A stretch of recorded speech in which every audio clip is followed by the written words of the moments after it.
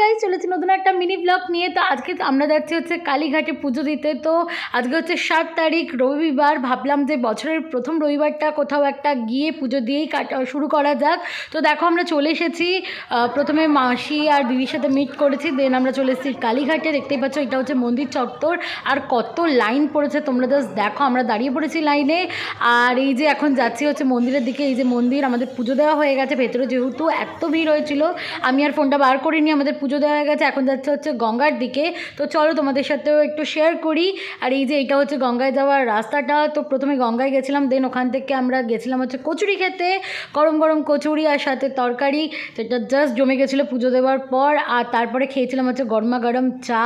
খেয়ে দিয়ে তারপরে আমরা বেরিয়ে পড়েছিলাম বাড়ির উদ্দেশ্যে। তো সেখানে যাওয়ার আগে দেখলাম ভোগ খাওয়ানো হচ্ছে, খিচুড়ি ভোগ। তো দেখো খিচুড়ি ভোগ আর তরকারি নিয়ে নিয়েছি, আমরা সবাই মিলে একটু একটু করে খেয়ে নিলাম। তারপরে আসার সময় কোল্ড ড্রিঙ্কস খেয়ে বাড়ি চলে